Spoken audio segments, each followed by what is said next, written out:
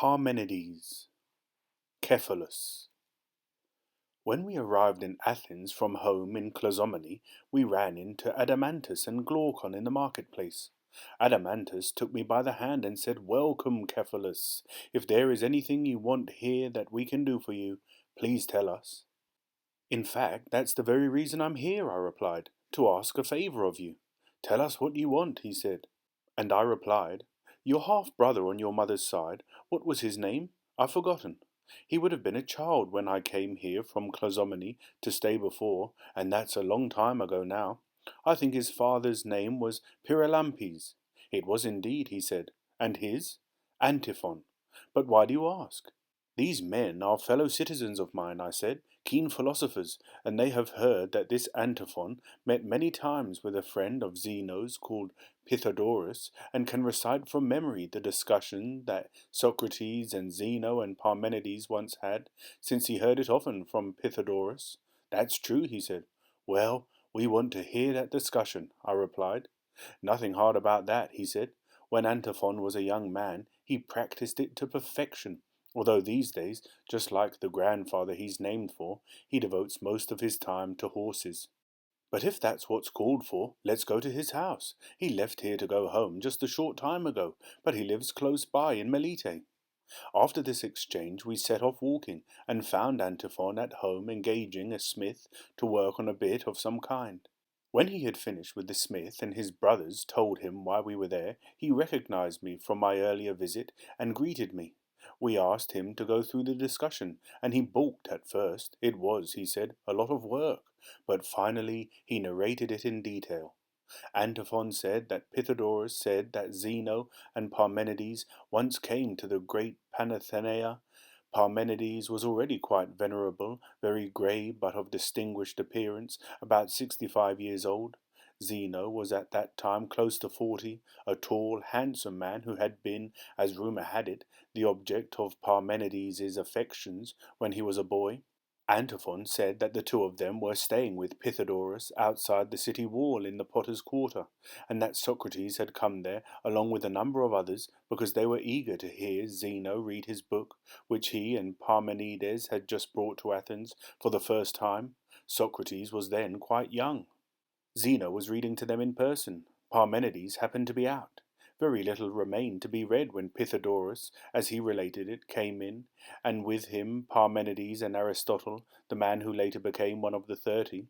They listened to a little of the book at the very end, but not Pythodorus himself. He had heard Zeno read it before. Then Socrates, after he had heard it, asked Zeno to read the first hypothesis of the first argument again. And when he had read it, Socrates said, "Zeno, what do you mean by this? If things are many, they must then be both like and unlike. But that is impossible, because unlike things can't be like, or like things unlike. That's what you say, isn't it?" "It is," said Zeno. "If it's impossible for unlike things to be like, and like things unlike, isn't it then also impossible for them to be many? Because if they were many, they would have incompatible properties. Is this the point of your arguments, simply to maintain in opposition to everything that is commonly said, that things are not many? And do you suppose that each of your arguments is proof for this position, so that you think you give as many proofs that things are not many as your book has arguments? Is that what you're saying, or do I misunderstand?" "No," Zeno replied. "On the contrary, you grasp the general point of the book splendidly." "Parmenides," Socrates said, "I understand that Zeno wants to be on intimate terms with you, not only in friendship, but also in his book. He has, in a way, written the same thing as you, but by changing it round, he tries to fool us into thinking he is saying something different. You say in your poem that the all is one, and you give splendid and excellent proofs for that. He, for his part, says that it is not many, and gives a vast array of very grand proofs of his own. So, with one of you saying one, and the other not many, and with each of you speaking in a way that suggests that you've said nothing the same, although you mean practically the same thing, what you've said you appear to have said over the heads of the rest of us." "Yes, Socrates," said Zeno, "still you haven't completely discerned the truth about my book, even though you chase down its arguments and follow their spoor as keenly as a young Spartan hound. First of all, you have missed this point. The book doesn't at all preen itself on having been written with the intent you described, while distinguishing it from people as if that were some great accomplishment. You have mentioned something that happened accidentally. The truth is that the book comes to the defense of Parmenides' argument against those who try to make fun of it by claiming that, if it is one, many absurdities and self-contradictions result from that argument. Accordingly, my book speaks about those who assert the many and pays them back in kind with something for good measure, since it aims to make clear that their hypothesis, if it is many, would, if someone examined the matter thoroughly, suffer consequences even more absurd than those suffered by the hypothesis of its being one. In that competitive spirit, then, I wrote the book when I was a young man. Someone made an unauthorized copy, so I didn't even have a chance to decide for myself whether or not it should see the light. So in this respect, you miss the point, Socrates. You think it was written not out of a young man's competitiveness, but out of a mature man's vainglory. Still, as I said, your portrayal was not bad. I take your point, Socrates said, and I believe it was as you say. But tell me this, don't you acknowledge that there is a form, itself by itself, of likeness, and another form, opposite to this, which is what unlike is? Don't you and I and other things we call many get a share of those two entities? And don't things that get a share of likeness come to be like in that way and to the extent that they get a share, whereas things that get a share of unlikeness come to be unlike, and things that get a share of both come to be both? And even if all things get a share of both, though they are opposites, and by partaking of them are both like and unlike themselves, what's astonishing about that? If someone showed that the likes themselves come to be unlike, or the unlikes like, that, I think, would be a marvel. But if he shows that things that partake of both of these have no properties, there seems to me nothing strange about that, Zeno, not even if someone shows that all things are one by partaking of oneness, and that these same things are many by partaking also of multitude. But if he should demonstrate this thing itself, what one is to be many, or conversely, the many to be one, at this I'll be astonished. And it's the same with all the others. If he could show that the kinds and forms themselves have in themselves these opposite properties, that would call for astonishment. But if someone should demonstrate that I am one thing and many, what's astonishing about that? He will say, when he wants to show that I am many, that my right side is different from my left, and my front from my back, and likewise with my upper and lower parts, since I take it I do partake of multitude. But when he wants to show that I am one, he will say I am one person among the seven of us, because I also partake of oneness. Thus he shows that both are true. So if, in the case of stones and sticks and such things, someone tries to show that the same thing is many and one, we'll say that he is demonstrating something to be many and one, not the one to be many or the many one, and we'll say that he is saying nothing astonishing, but just what all of us would agree to. But if someone first distinguishes as separate the forms, themselves by themselves, of the things I was talking about a moment ago, for example, likeness and unlikeness, multitude and oneness, rest and motion, and everything of that sort, and then shows that in themselves they can mix together and separate, I for my part, he said, would be utterly amazed, Zeno. I think these issues have been handled with great vigour in your book, but I would, as I say, be much more impressed if someone were able to display this same difficulty which you and Parmenides went through in the case of visible things, also similarly entwined in multifarious ways in the forms themselves, in things that are grasped by reasoning. Pythagoras said that, while Socrates was saying all this, he himself kept from moment to moment expecting Parmenides and Zeno to get annoyed. But they both paid close attention to Socrates, and often glanced at each other and smiled, as though they admired him. In fact, what Parmenides said when Socrates had finished confirmed this impression. Socrates, he said, you are much to be admired for your keenness for argument. Tell me, have you yourself distinguished as separate, in the way you mention, certain forms themselves, and also as separate the things that partake of them? And do you think that likeness itself is something separate from the likeness we have, and one and many and all the things you heard Zeno read about a while ago? I do indeed, Socrates answered. And what about these? Asked Parmenides. Is there a form itself by itself, of just and beautiful and good and everything of that sort? Yes, he said. What about a form of human being, separate from us and all those like us? Is there a form itself of human being, or fire or water? Socrates said, Parmenides, I've often found myself in doubt whether I should talk about those in the same way as the others, or differently. And what about these, Socrates? Things that might seem absurd, like hair and mud and dirt, or anything else totally undignified and worthless. Are you doubtful whether or not you should say that a form is separate for each of these two, which in turn is other than anything we touch with our hands? Not at all, Socrates answered. On the contrary, these things are in fact just what we see. Surely it's too outlandish to think that there is a form for them. Not that the thought that the same thing might hold in all cases hasn't troubled me from time to time. Then, when I get bogged down in that, I hurry away, afraid that I may fall into some pit of nonsense and come to harm. But when I arrive back in the vicinity of the things we agreed a moment ago have forms, I linger there and occupy myself with them. That's because you are still young, Socrates, said Parmenides, and philosophy has not yet gripped you as, in my opinion, it will in the future, once you begin to consider none of the cases beneath your notice. Now, though, you still care about what people think, because of your youth. But tell me this, is it your view that, as you say, there are certain forms from which these other things, by getting a share of them, derive their names? As for instance, they come to be like by getting a share of likeness, large by getting a share of largeness, and just and beautiful by getting a share of justice and beauty? It certainly is, Socrates replied. So does each thing that gets a share get as its share the form as a whole or a part of it? Or could there be some other means of getting a share apart from these two? How could there be? He said. Do you think then that the form as a whole, one thing, is in each of the many, or what do you think?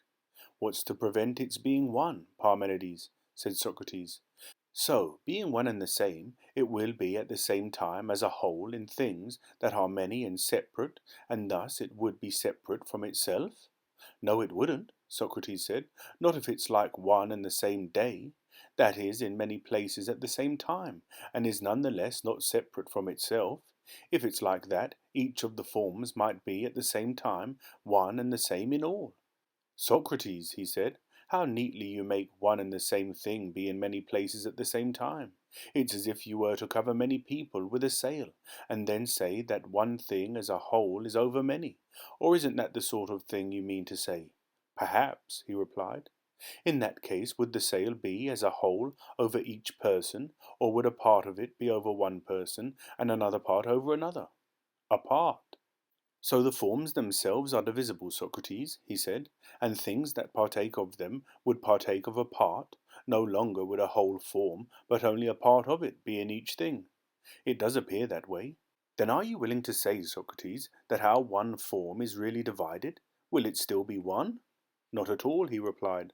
No, said Parmenides, for suppose you are going to divide largeness itself, if each of the many large things is to be large by a part of largeness, smaller than largeness itself, won't that appear unreasonable?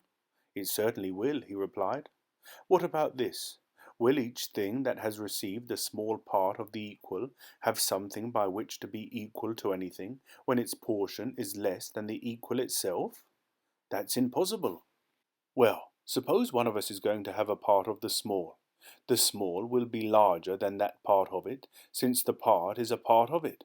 So the small itself will be larger, and that to which the part subtracted is added will be smaller, not larger, than it was before?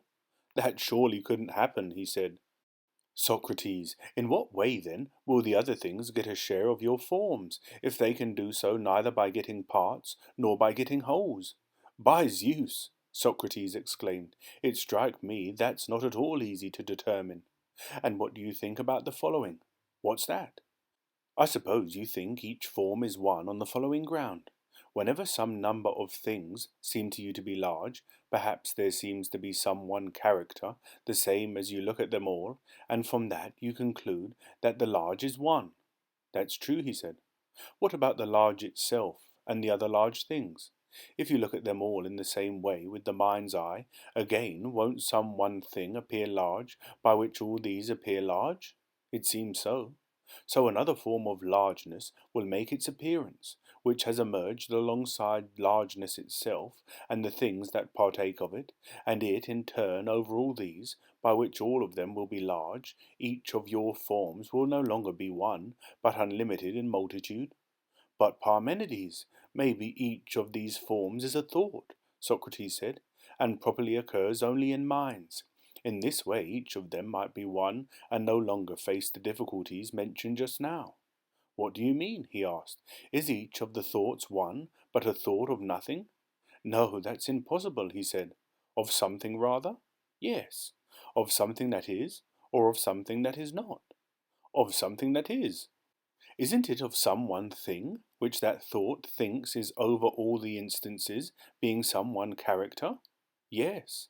Then won't this thing that is thought to be one, being always the same over all the instances, be a form?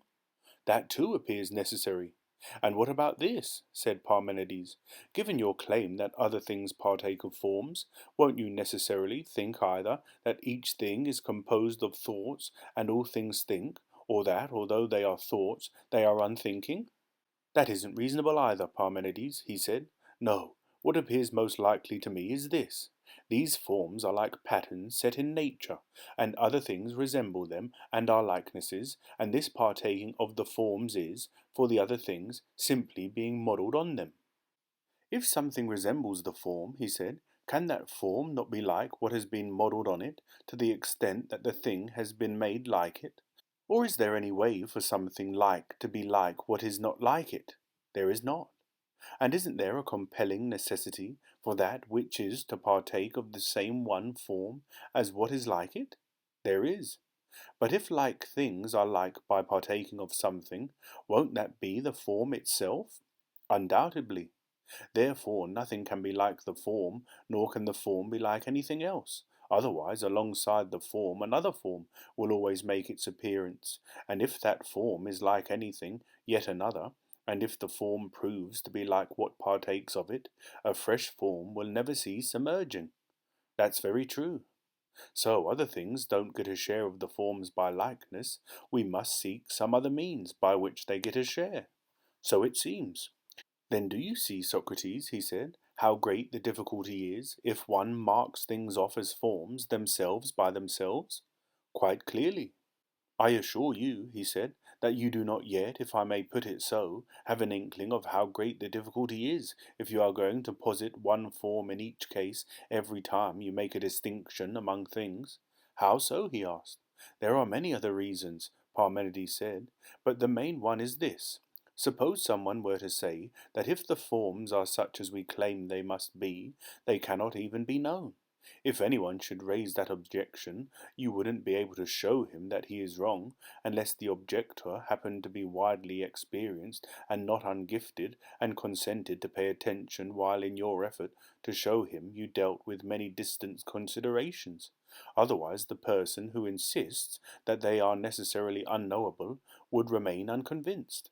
Why is that, Parmenides? Socrates asked. Because I think that you, Socrates, and anyone else who posits that there is for each thing some being itself by itself would agree, to begin with, that none of those beings is in us.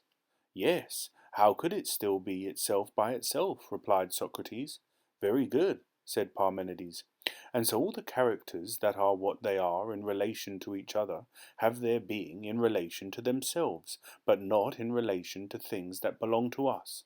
And whether one posits the latter as likenesses or in some other way, it is by partaking of them that we come to be called by their various names. These things that belong to us, although they have the same names as the forms, are in their turn what they are in relation to themselves, but not in relation to the forms. And all the things named in this way are of themselves, but not of the forms. What do you mean? Socrates asked. Take an example, said Parmenides. If one of us is somebody's master or somebody's slave, he is surely not a slave of master itself, of what a master is, nor is the master a master of slave itself, of what a slave is. On the contrary, being a human being, he is a master or slave of a human being. Mastery itself, on the other hand, is what it is of slavery itself, and in the same way, slavery itself is slavery of mastery itself. Things in us do not have their power in relation to forms, nor do they have theirs in relation to us. But, I repeat, forms are what they are of themselves, and in relation to themselves, and things that belong to us are, in the same way, what they are in relation to themselves. You do understand what I mean? Certainly, Socrates said, I understand.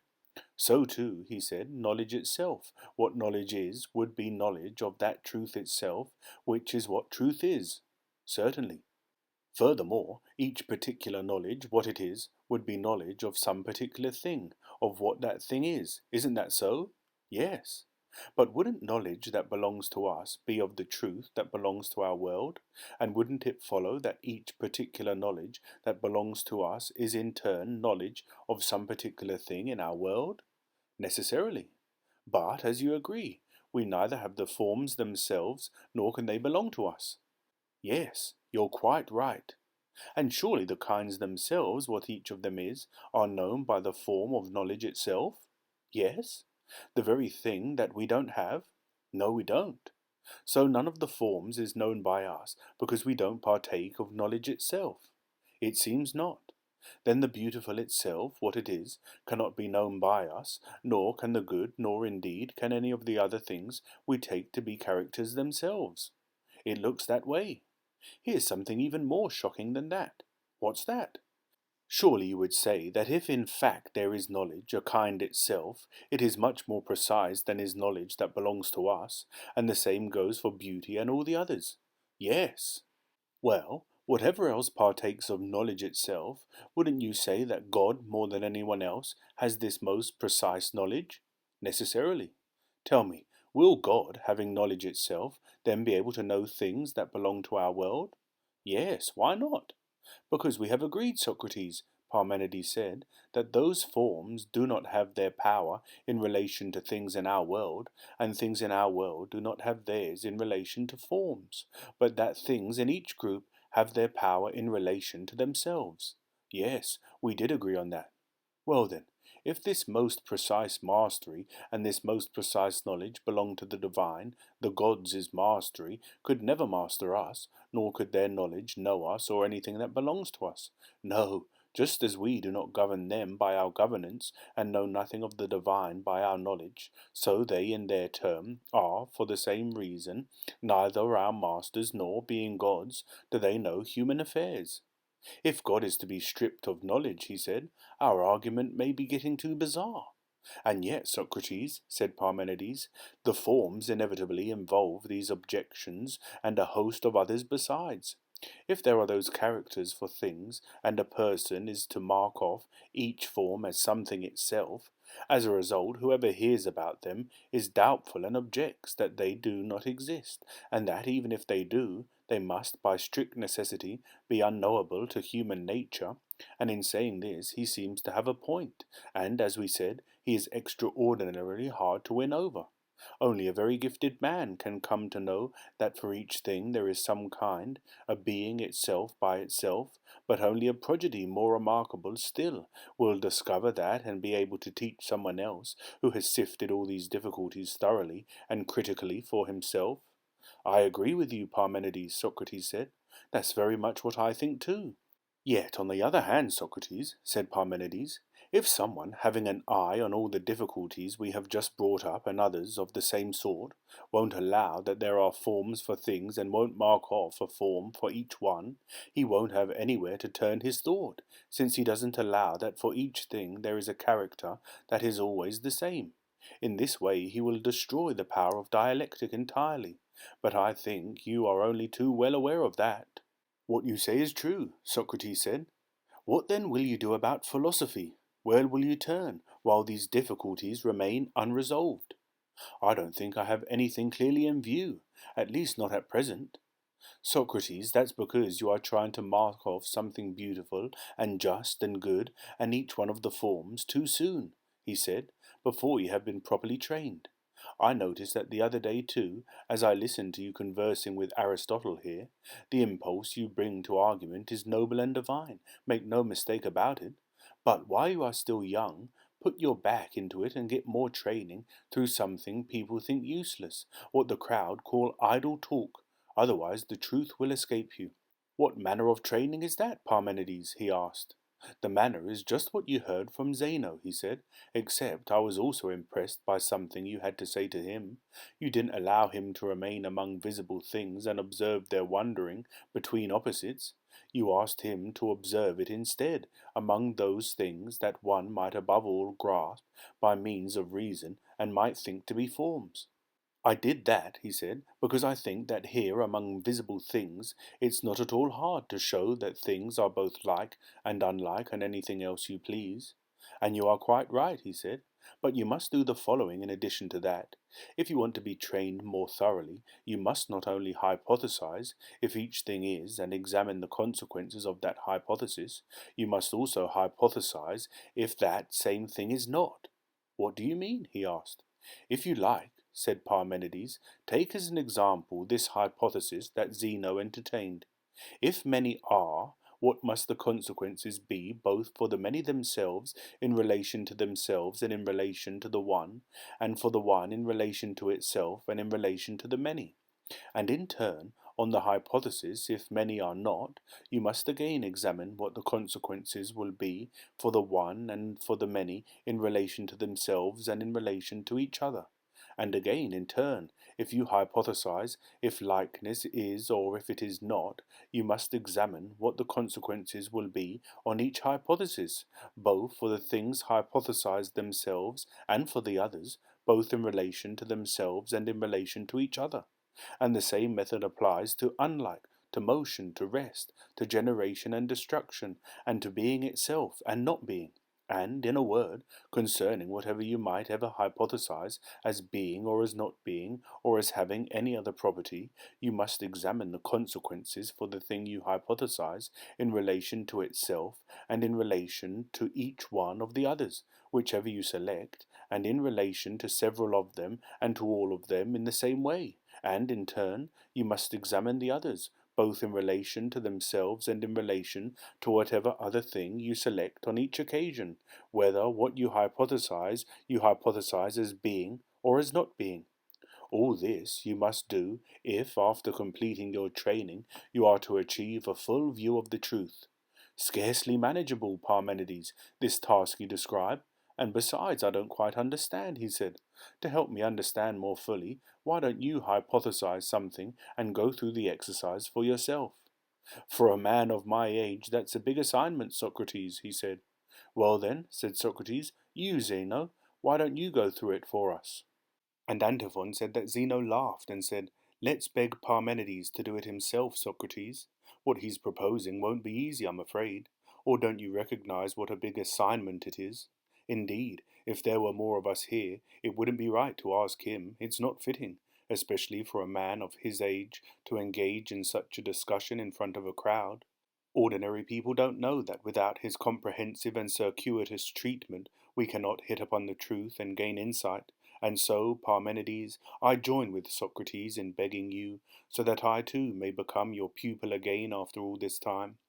When Zeno had finished speaking, Antiphon said that Pythagoras said that he too, along with Aristotle and the others, begged Parmenides not to refuse, but to give a demonstration of what he was recommending. In the end, Parmenides said, I am obliged to go along with you, and yet I feel like the horse in the poem of Ibycus. Ibycus compares himself to a horse, a champion but no longer young, on the point of drawing a chariot in a race and trembling at what experience tells him is about to happen, and says that he himself, old man that he is being forced against his will to compete in love's game. I too, when I think back, feel a good deal of anxiety as to how at my age I am to make my way across such a vast and formidable sea of words. Even so I'll do it, since it is right for me to oblige you, and besides we are, as Zeno says, by ourselves. Well then, at what point shall we start? What shall we hypothesize first? I know, since we have in fact decided to play this strenuous game, is it all right with you if I begin with myself and my own hypothesis? Shall I hypothesize about the one itself and consider what the consequences must be if it is one or if it is not one? By all means, said Zeno.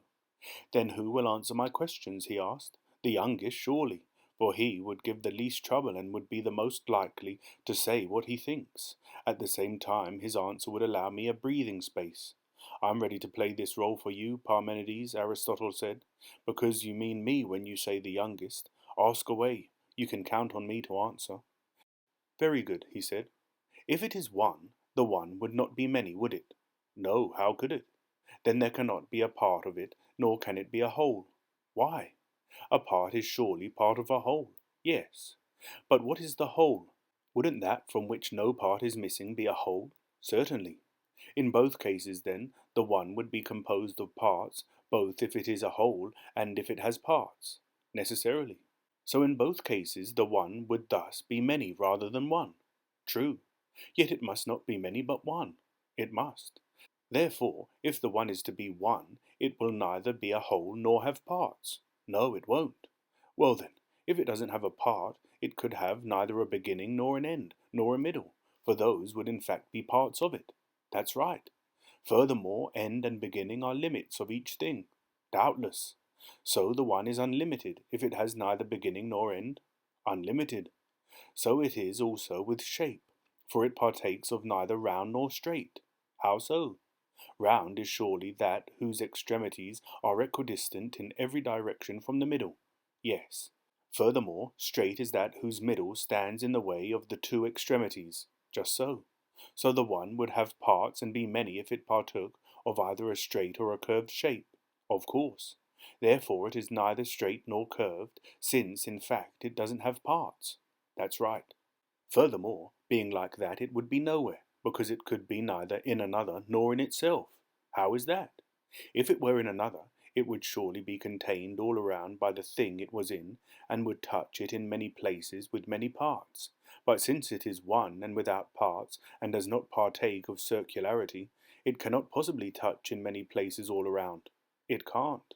Yet, on the other hand, if it were in itself, its container would be none other than itself, if in fact it were in itself, for a thing can't be in something that doesn't contain it.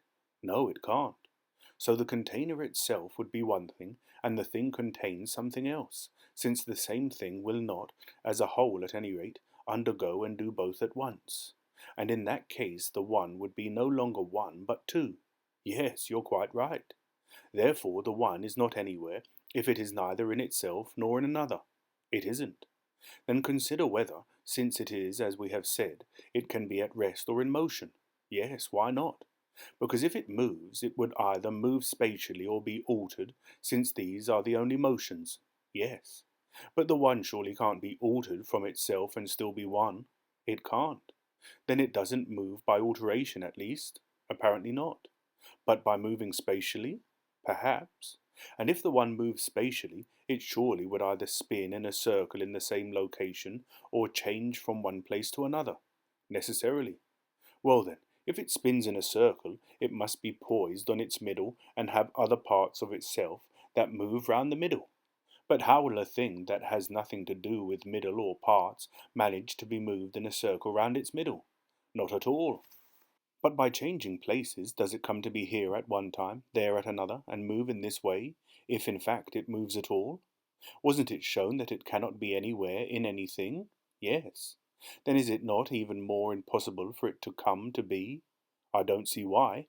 If something comes to be in something, isn't it necessary that it not yet be in that thing, since it is still coming to be in it, and that it no longer be entirely outside it, if in fact it is already coming to be in it? Necessarily.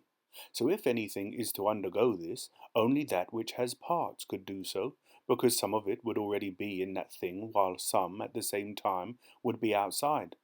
But a thing that doesn't have parts will not by any means be able to be, at the same time, neither wholly inside nor wholly outside something. True. But isn't it much more impossible still for a thing that has no parts and is not a whole to come to be in something somewhere, if it does so neither part by part nor as a whole? Apparently. Therefore it doesn't change places by going somewhere and coming to be in something, nor does it move by spinning in the same location or by being altered. It seems not. The one, therefore, is unmoved by every sort of motion. Unmoved. Yet, on the other hand, we also say that it cannot be in anything. Yes, we do. Then it is also never in the same thing. Why? Because it would then be in that same thing it is in. Of course.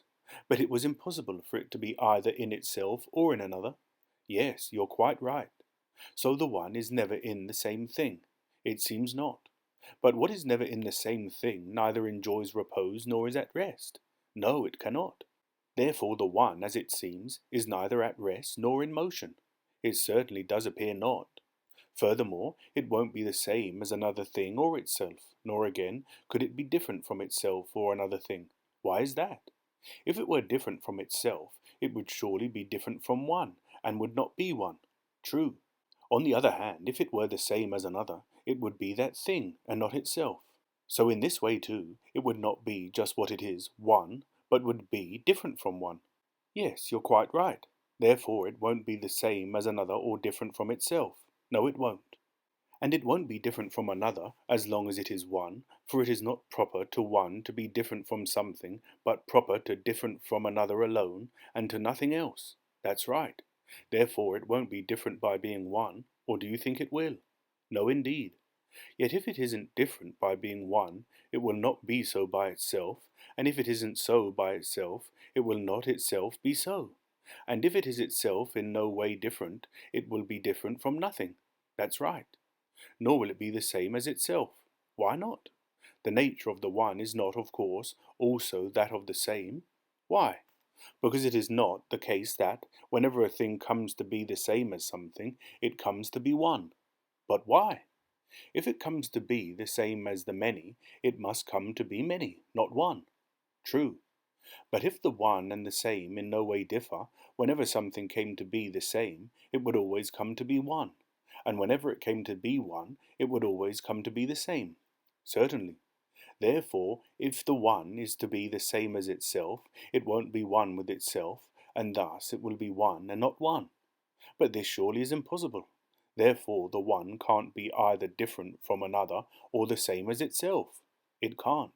Thus the one could neither be different from nor the same as itself or another. Yes, you're quite right. Furthermore, it will be neither like nor unlike anything, either itself or another. Why? Because whatever has a property the same is surely like. Yes, but it was shown that the same is separate in its nature from the one. Yes, it was. But if the one has any property apart from being one, it would be more than one, and that is impossible. Yes. Therefore the one can in no way have a property the same as another or itself. Apparently not. So it cannot be like another or itself. It seems not. Nor does the one have the property of being different, for in this way too it would be more than one. Yes, it would be more. Surely that which has a property different from itself or another would be unlike itself or another, if in fact what has a property the same is like. That's right. But the one, as it seems, since it in no way has a property different, is in no way unlike itself or another thing. Yes, you're quite right. Therefore the one could be neither like nor unlike another or itself. Apparently not. Furthermore, being like that, it will be neither equal nor unequal to itself or another. How? If it is equal, it will be of the same measures as that to which it is equal. Yes. But surely if it is greater or less, it will, in the case of things with which it is commensurate, have more measures than those that are less, and fewer than those that are greater. Yes. And in the case of things with which it is not commensurate, it will be of smaller measures in the one case, and of larger measures in the other. No doubt. Well, if a thing doesn't partake of the same, it can't be of the same measures or of the same anything else at all, can it? It can't. So it couldn't be equal to itself or another if it is not of the same measures. It certainly appears not. Yet if it is, on the other hand, of more measures or fewer, it would have as many parts as measures, and thus again it will be no longer one, but just as many as are its measures. That's right. And if it were of one measure, it would prove to be equal to its measure. But it was shown that it couldn't be equal to anything. Yes, it was.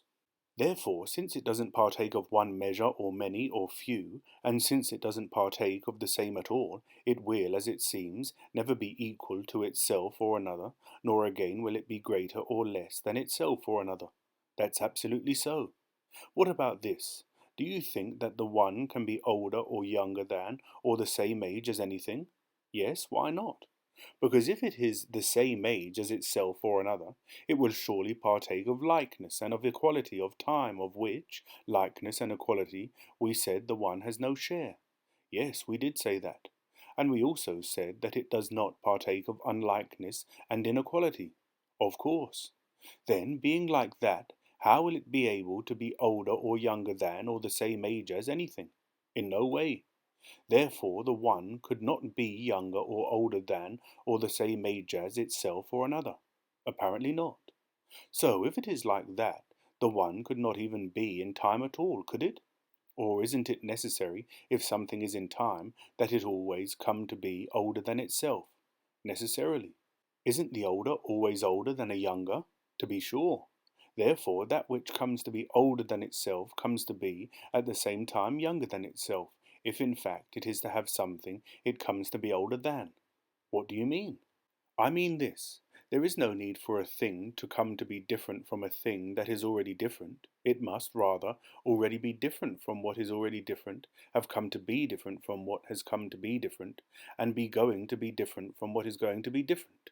But it must not have come to be going to be, or be different from what comes to be different. It must come to be different and nothing else. Yes, that's necessary. But surely older is a difference from younger and from nothing else. Yes, it is. So that which comes to be older than itself must also, at the same time, come to be younger than itself. So it seems. But it must also not come to be for more or less time than itself. It must come to be, and have come to be, and be going to be, for a time equal to itself. Yes, that too is necessary. Therefore it is necessary, as it seems, that each thing that is in time and partakes of time be the same age as itself and, at the same time, come to be both older and younger than itself.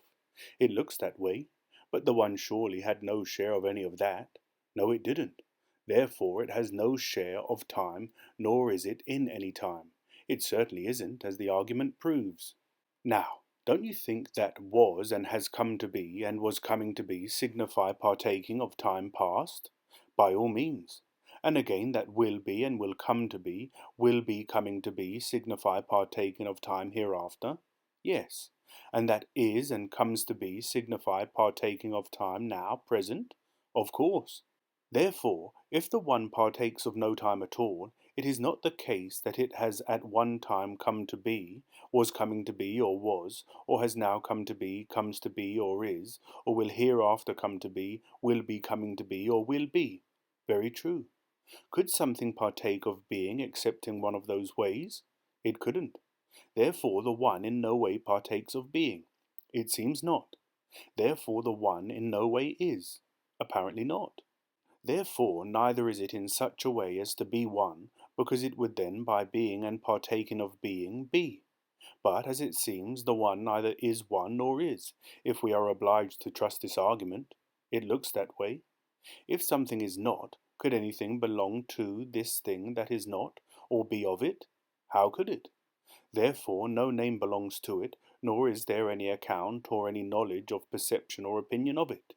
Apparently not. Therefore it is not named or spoken of, nor is it the object of opinion or knowledge, nor does anything that is perceive it. It seems not.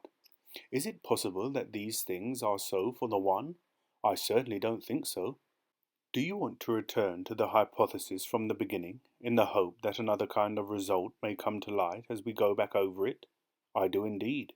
If one is, we are saying, aren't we, that we must agree on the consequences for it, whatever they happen to be? Yes. Consider from the beginning.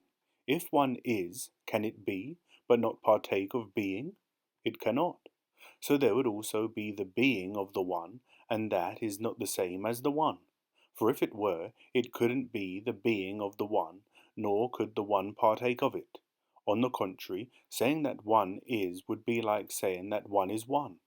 But this time that is not the hypothesis, namely, what the consequences must be if one is one, but if one is. Isn't that so? Of course.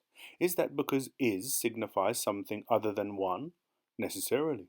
So whenever someone, being brief, says one is, would this simply mean that the one partakes of being? Certainly. Let's again say what the consequences will be if one is. Consider whether this hypothesis must not signify that the one is such as to have parts. How so? In this way. If we state the is of the one that is, and the one of that which is one, and if being and oneness are not the same but both belong to that same thing that we hypothesize, namely, the one that is, must it not itself, since it is one being, be a whole, and the parts of this whole be oneness and being? Necessarily. Shall we call each of these two parts a part only, or must the part be called part of the whole? Of the whole. Therefore, whatever is one, both is a whole and has a part. Certainly. Now, what about each of these two parts of the one that is, oneness and being? Is oneness ever absent from the being part, or being from the oneness part? That couldn't be. So again, each of the two parts possesses oneness and being, and the part in its turn is composed of at least two parts, and in this way always, for the same reason, whatever part turns up always possesses these two parts, since oneness always possesses being, and being always possesses oneness. So, since it always proves to be two, it must never be one. Absolutely. So in this way, wouldn't the one that is be unlimited in multitude? So it seems. Come, let's proceed further in the following way. How? Do we say that the one partakes of being and hence is? Yes. And for this reason the one that is was shown to be many. Just so. And what about the one itself, which we say partakes of being? If we grasp it in thought alone by itself, without that of which we say it partakes, will it appear to be only one, or will this same thing also appear to be many? One, I should think. Let's see. Must not its being be something and it itself something different, if in fact the one is not being but, as one partakes of being? Necessarily. So if being is something and the one is something different, it is not by its being one that the one is different from being, nor by its being that being is other than the one. On the contrary, they are different from each other by difference and otherness, of course, and so difference is not the same as oneness or being. Obviously not. Now, if we select from them, say, being and difference, or being and oneness, or oneness and difference, do we not in each selection choose a certain pair that is correctly called both? How so? As follows. We can say being, we can, and again we can say one. That too. So hasn't each of the pair been mentioned? Yes. What about when I say being and oneness? Haven't both been mentioned? Certainly. And if I say being and difference, or difference and oneness, and so on, in each case don't I speak of both? Yes. Can things that are correctly called both be both, but not two? They cannot. If there are two things, is there any way for each member of the pair not to be one? Not at all. Therefore, since in fact each pair taken together turns out to be two, each member would be one, apparently. And if each of them is one, when any one is added to any couple, doesn't the total prove to be three? Yes. And isn't three odd and two even? Doubtless. What about this? Since there are two, must there not also be twice? And since there are three, thrice? If in fact two is two times one, and three is three times one? Necessarily. Since there are two and twice, must there not be two times two? And since there are three and thrice, must there not be three times three? Doubtless. And again, if there are three and they are two times, and if there are two and they are three times, must there not be two times three and three times two? There certainly must. Therefore, there would be even times odd times odd times even, and even times odd. That's so. Then if that is so, do you think there is any number that need not be? In no way at all. Therefore, if one is, there must also be number. Necessarily. But if there is number, there would be many, and an unlimited multitude of beings. Or doesn't number, unlimited in multitude, also prove to partake of being? It certainly does. So if all number partakes of being, each part of number would also partake of it. Yes. So has being been distributed to all things which are many, and is it missing from none of the beings, neither the smallest nor the largest? Or is it unreasonable even to ask that question? How could being be missing from any of the beings? In no way. So being is chopped up into beings of all kinds, from the smallest to the largest possible, and is the most divided thing of all, and the parts of being are countless. Quite so. Therefore its parts are the most numerous of things, the most numerous indeed. Now, is there any of them that is part of being, yet not one part? How could that happen? I take it, on the contrary, that if, in fact, it is, it must always, as long as it is, be some one thing, it cannot be nothing, necessarily. So oneness is attached to every part of being, and is not absent from a smaller or a larger, or any other part. Just so.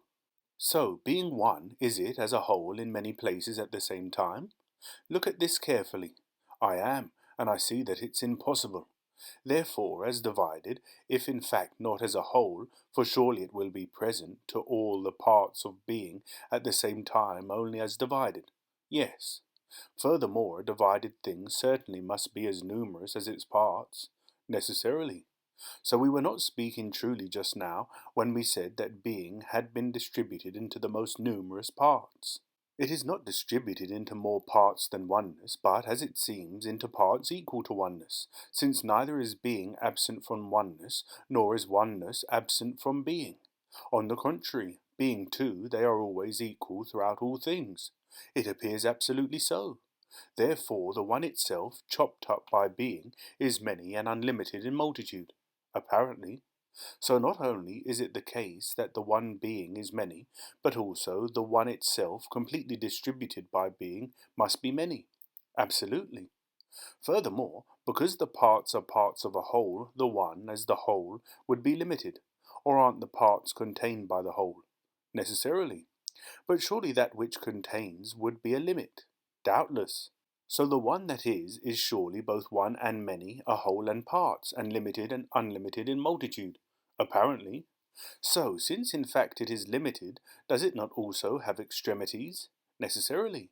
And again, if it is a whole, would it not have a beginning, a middle, and an end? Or can anything be a whole without those three? And if any one of them is missing from something, will it still consent to be a whole? It won't. The one, as it seems, would indeed have a beginning, an end, and a middle. It would. But the middle is equidistant from the extremities, otherwise it wouldn't be a middle. No, it wouldn't. Since the one is like that, it would partake of some shape, as it seems, either straight or round, or some shape mixed from both. Yes, it would partake of shape.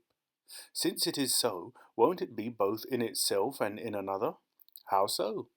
Each of the parts is surely in the whole, and none outside the whole. Just so. And are all the parts contained by the whole? Yes. Furthermore, the one is all the parts of itself, and not any more or less than all. No, it isn't. The one is also the whole, is it not? Doubtless.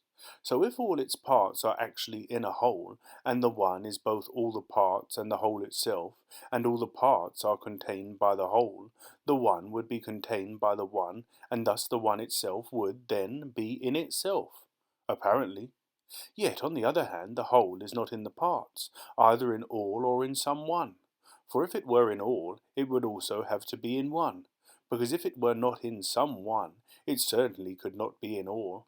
And if this one is among them all, but the whole is not in it, how will the whole still be in all? In no way. Nor is it in some of the parts, for if the whole were in some, the greater would be in the less, which is impossible. Yes, impossible. But if the whole is not in some, or one, or all the parts, must it not be in something different, or be nowhere at all? Necessarily. If it were nowhere, it would be nothing, but since it is a whole, and is not in itself, it must be in another. Isn't that so? Certainly. So the one, in so far as it is a whole, is in another, but in so far as it is all the parts, it is in itself. And thus the one must be both in itself and in a different thing, necessarily. Since that is the one's natural state, must it not be both in motion and at rest? How? It is surely at rest, if in fact it is in itself, for being in one thing and not stirring from that, it would be in the same thing, namely itself. Yes, it is. And that which is always in the same thing must, of course, always be at rest. Certainly. What about this? Must not that which is always in a different thing be, on the contrary, never in the same thing? And since it is never in the same thing, also not at rest? And since not at rest, in motion? Just so. Therefore the one, since it is itself always both in itself and in a different thing, must always be both in motion and at rest. Apparently. Furthermore, it must be the same as itself and different from itself, and, likewise, the same as and different from the others, if in fact it has the aforesaid properties. How so? Everything is surely related to everything as follows. Either it is the same or different, or, if it is not the same or different, it would be related as part to whole or as whole to part. Apparently. Is the one itself part of itself? In no way. So neither could it be a whole in relation to itself as part of itself, because then it would be a part in relation to itself. No, it could not. But is the one different from one? No, indeed. So it couldn't be different from itself? Certainly not. So if it is neither different nor whole nor part in relation to itself, must it not then be the same as itself? Necessarily. What about this? Must not that which is in something different from itself, the self that is in the same thing as itself, be different from itself, if in fact it is also to be in something different? It seems so to me. In fact, the one was shown to be so, since it is at the same time both in itself and in a different thing. Yes, it was. So in this way the one, as it seems, would be different from itself. So it seems. Now, if anything is different from something, won't it be different from something that is different? Necessarily. Aren't all the things that are not one different from the one, and the one from the things not one? Doubtless. Therefore the one would be different from the others. Different. Consider this. Aren't the same itself and the different opposite to each other? Doubtless. Then will the same over consent to be in the different, or the different in the same? It won't. So if the different is never to be in the same, there is no being that the different is in for any time. For if it were in anything for any time whatsoever, for that time the different would be in the same. Isn't that so? Just so. But since it is never in the same, the different would never be in any being. True. So the different wouldn't be in the things not one or in the one. Yes, you're quite right. So not by the different would the one be different from the things not one, or they different from it. No, it wouldn't. Nor by themselves would they be different from each other, if they don't partake of the different. Obviously not. But if they aren't different by themselves or by the different, wouldn't they in fact entirely avoid being different from each other? They would. But neither do the things not one partake of the one, otherwise they would not be not one, but somehow one. True. So the things not one could not be a number either, for in that case too they would not be absolutely not one, since they would at least have number. Yes, you're quite right. And again, are the things not one parts of the one, or would the things not one in that case too partake of the one? They would. So if it is in every way one, and they are in every way not one, the one would be neither a part of the things not one, nor a whole with them as parts, and in turn, the things not one would be neither parts of the one nor wholes in relation to the one as part. No, they wouldn't. But in fact, we said that things that are neither parts nor wholes nor different from each other will be the same as each other. Yes, we did. So are we to say that the one, since it is so related to the things not one, is the same as they are? Let's say so. Therefore the one, as it seems, is both different from the others and itself, and the same as the others and itself. It certainly looks that way from our argument. Would the one then also be both like and unlike itself and the others? Perhaps. At any rate, since it was shown to be different from the others would surely also be different from it. To be sure. Wouldn't it be different from the others just as they are different from it, and neither more nor less? Yes, why not? So if neither more nor less in like degree? Yes. Accordingly, in so far as it has the property of being different from the others, and they, likewise, have the property of being different from it, in this way the one would have a property the same as the others, and they would have a property the same as it. What do you mean? As follows. Don't you apply to something each name you use? I do. Now could you use the same name either more than once or once? I could. So if you use it once, do you call by name that thing whose name it is, but not that thing if you use it many times? Or whether you utter the same name once or many times, do you quite necessarily always also speak of the same thing? To be sure. Now, different in particular is a name for something, isn't it? Certainly.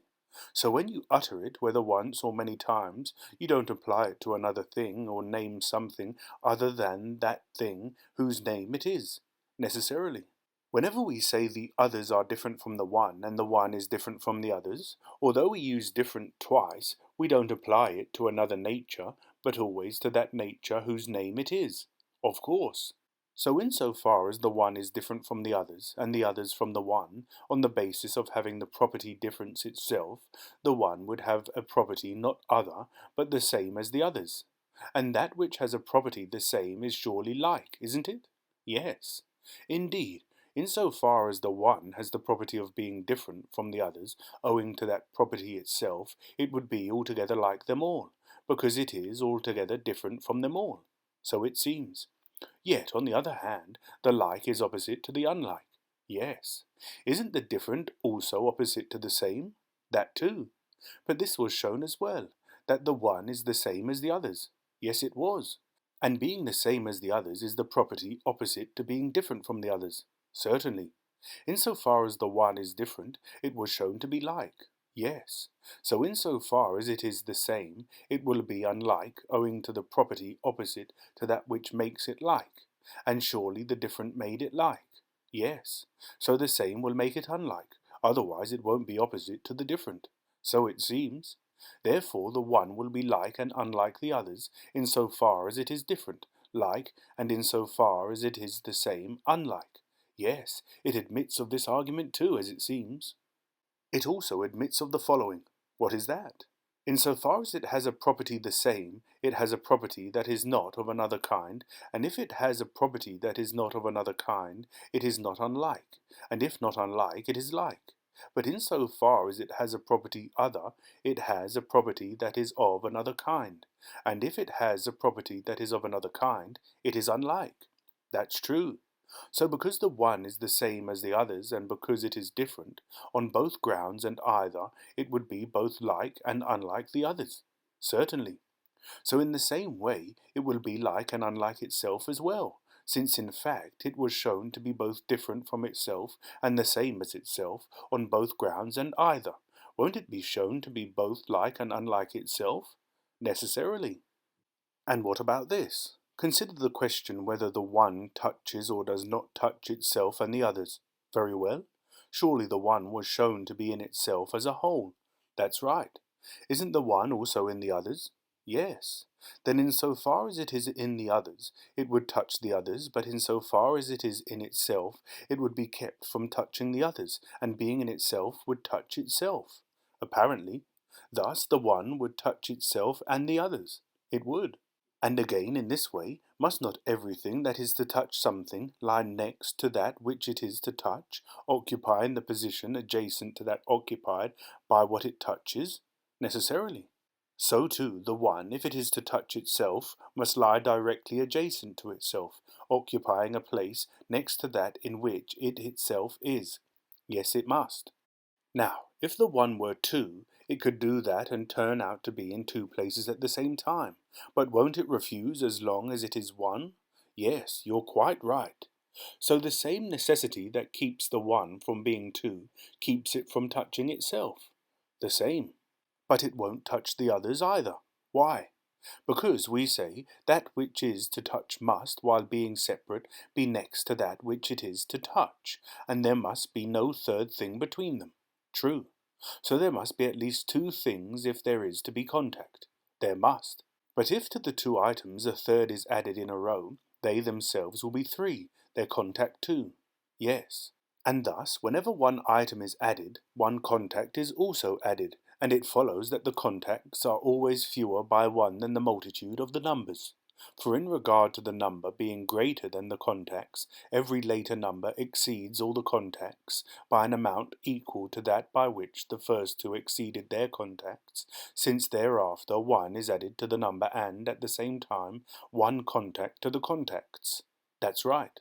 So however many the things are in number, the contacts are always fewer than they are by one.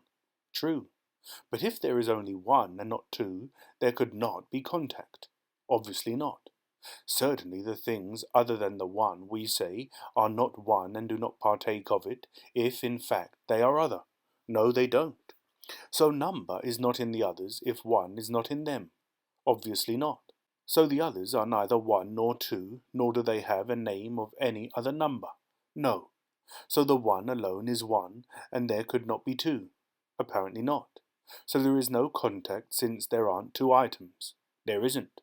Therefore the one doesn't touch the others, nor do the others touch the one, since in fact there is no contact.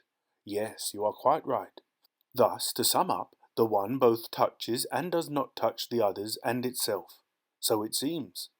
Is it then both equal and unequal to itself and the others? How so? If the one were greater or less than the others, or they in turn greater or less than it, they wouldn't be in any way greater or less than each other by the one being one and the others being other than one, that is, by their own being, would they? But if they each had equality in addition to their own being, they would be equal to each other. And if the others had largeness and the one had smallness, or vice versa, whichever form had largeness attached would be greater, and whichever had smallness attached would be less, necessarily. Then aren't there these two forms, largeness and smallness? For certainly, if there weren't, they couldn't be opposite to each other, and couldn't occur in things that are. No, how could they? So if smallness occurs in the one, it would be either in the whole of it, or in part of it, necessarily. What if it were to occur in the whole? Wouldn't it be in the one either by being stretched equally throughout the whole of it, or by containing it? Quite clearly. Wouldn't smallness then, if it were in the one equally throughout, be equal to it, but if it contained the one be larger? Doubtless. So can smallness be equal to or larger than something, and do the jobs of largeness and equality, but not its own? It can't. So smallness could not be in the one as a whole, but if in fact it is in the one, it would be in a part. Yes, but again, not in all the part. Otherwise, it will do exactly the same thing as it did in relation to the whole. It will be equal to or larger than whatever part it is in, necessarily. Therefore smallness will never be in any being, since it occurs neither in a part nor in a whole, nor will anything be small except smallness itself. It seems not. So largeness won't be in the one either, for if it were, something else, apart from largeness itself, would be larger than something, namely that which largeness is in, and that too, although there is for it no small thing which it must exceed, if in fact it is large, but this is impossible, since smallness is nowhere in anything. True. But largeness itself is not greater than anything other than smallness itself, nor is smallness less than anything other than largeness itself. No, they aren't. So the others aren't greater than the one, nor are they less, because they have neither largeness nor smallness. Nor do these two themselves, largeness and smallness, have in relation to the one their power of exceeding and being exceeded. They have it, rather, in relation to each other. Nor could the one, in its turn, be greater or less than these two or the others, since it has neither largeness nor smallness. It certainly appears not. So if the one is neither greater nor less than the others, it must neither exceed them nor be exceeded by them, necessarily. Now, it is quite necessary that something that neither exceeds nor is exceeded be equally matched, and if equally matched, equal? No doubt. Furthermore, the one would also itself be so in relation to itself. Having neither largeness nor smallness in itself, it would neither be exceeded by nor exceed itself, but, being equally matched, would be equal to itself. Of course. Therefore the one would be equal to itself, and the others? Apparently. And yet, since it is in itself, it would also be around itself on the outside, and as a container it would be greater than itself, but as contained it would be less, and thus the one would be greater and less than itself. Yes, it would be. Isn't this necessary too, that there be nothing outside the one and the others? No doubt. But surely what is must always be somewhere. Yes. Then won't that which is in something be in something greater as something less? For there is no other way that something could be in something else. No, there isn't. Since there is nothing else apart from the others and the one, and since they must be in something, must they not in fact be in each other, the others in the one and the one in the others, or else be nowhere? Apparently. So on the one hand, because the one is in the others would be greater than the one, since they contain it, and the one would be less than the others, since it is contained. On the other hand, because the others are in the one, by the same argument the one would be greater than the others, and they less than it. So it seems. Therefore the one is both equal to, and greater and less than, itself and the others. Apparently. And if in fact it is greater and less and equal, it would be of measures equal to, and more and fewer than, itself and the others, and since of measures, also of parts. Doubtless. So since it is of equal and more and fewer measures, it would also be fewer and more than itself and the others in number, and correspondingly equal to itself and the others. How so? It would surely be of more measures than those things it is greater than, and of as many parts as measures, and likewise it would be of fewer measures and parts than those things it is less than, and correspondingly for the things it is equal to. Just so. Since it is, then, greater and less than, and equal to itself, would it not be of measures more and fewer than, and equal to itself, and since of measures, also of parts? Doubtless. So since it is of parts equal to itself, it would be equal to itself in multitude. But since it is of more and fewer parts, it would be more and fewer than itself in number. Apparently. Now, won't the one be related in the same way also to the others? Because it appears larger than they, it must also be more than they are in number. And because it appears smaller, fewer, and because it appears equal in largeness, it must also be equal to the others in multitude. Necessarily. Thus, in turn, as it seems, the one will be equal to, and more and fewer than, itself and the others in number. It will. Does the one also partake of time? And in partaking of time, is it and does it come to be both younger and older than, and neither younger nor older than, itself and the others? How so? If in fact one is, being surely belongs to it. Yes. But is to be simply partaking of being with time present, just as was is communion with being together with time past, and in turn will be is communion with being together with time future? Yes, it is. So the one partakes of time, if in fact it partakes of being. Certainly. Of time advancing? Yes. So the one always comes to be older than itself, if in fact it goes forward in step with time. Necessarily. Do we recall that the older comes to be older than something that comes to be younger? We do. So, since the one comes to be older than itself, wouldn't it come to be older than a self that comes to be younger? Necessarily. Thus it indeed comes to be both younger and older than itself. Yes. But it is older, isn't it, whenever in coming to be it is at the now time between was and will be? For as it proceeds from the past to the future, it certainly won't jump over the now. No, it won't. Doesn't it stop coming to be older when it encounters the now?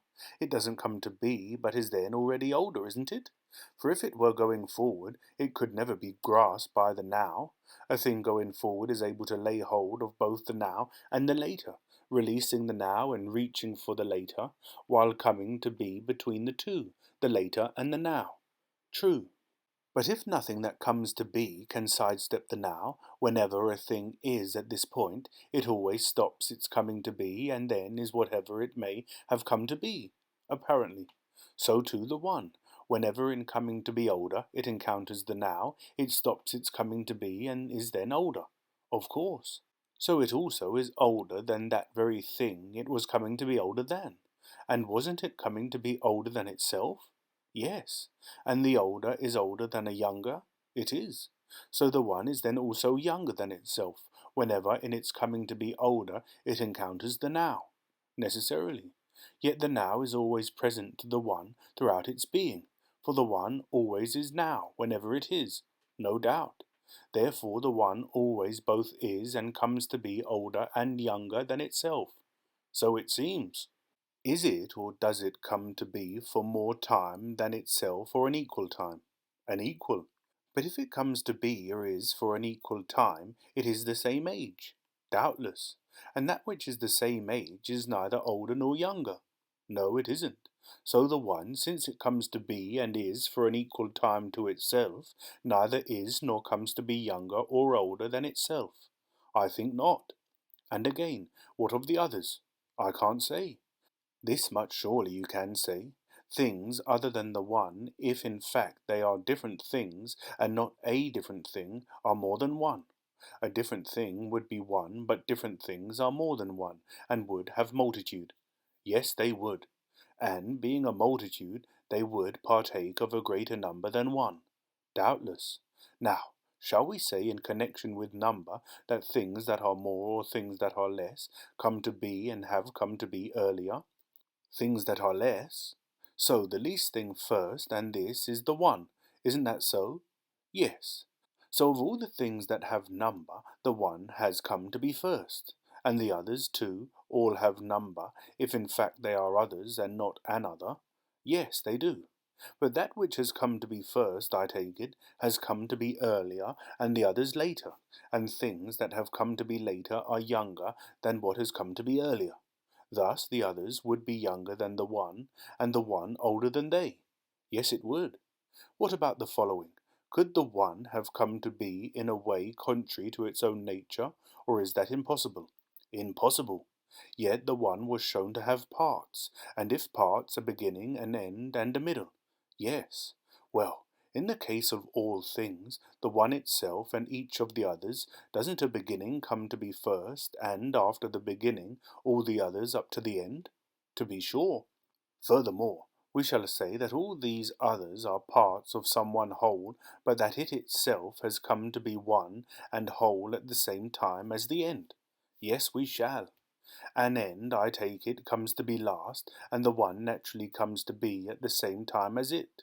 And so, if in fact the one itself must not come to be contrary to nature, it would naturally come to be later than the others, since it has come to be at the same time as the end. Apparently. Therefore, the one is younger than the others, and the others are older than it. That in turn appears to me to be so. But again, must not a beginning or any other part of the one or of anything else, if in fact it is a part and not parts, be one since it is a part? Necessarily. Accordingly, the one would come to be at the same time as the first part that comes to be, and at the same time as the second, and it is absent from none of the others that come to be, no matter what is added to what, until, upon arriving at the last part, it comes to be one whole, having been absent at the coming to be of neither the middle, nor the first, nor the last, nor any other part. True. Therefore the one is the same age as all the others. And so, unless the one itself is naturally contrary to nature, it would have come to be neither earlier nor later than the others, but at the same time.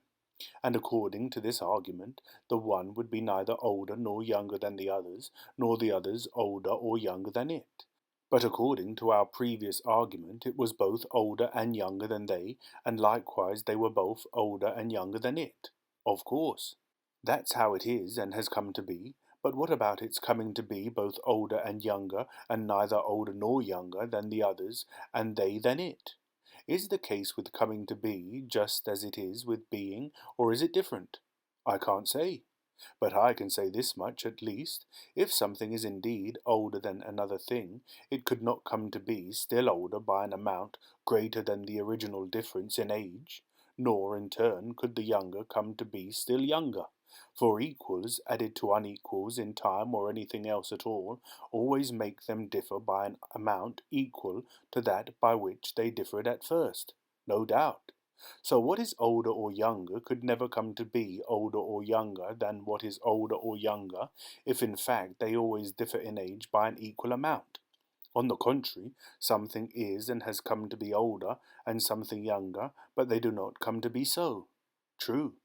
So also the one, since it is older or younger, never comes to be older or younger than the others that are older or younger than it? Yes, you're quite right. But consider whether it comes to be older and younger in this way. In what way? In the way that the one was shown to be older than the others, and they older than it. What of that? When the one is older than the others, it has surely come to be for more time than they. Yes. Go back and consider. If we add an equal time to more and less time, will the more differ from the less by an equal or a smaller fraction? A smaller. So the one's difference in age in relation to the others will not be in the future just what it was at first. On the contrary, by getting an increment of time equal to the others, it will differ from them in age always less than it did before. Isn't that so? Yes. Wouldn't that which differs from anything in age less than before come to be younger than before in relation to those things it was previously older than? Younger.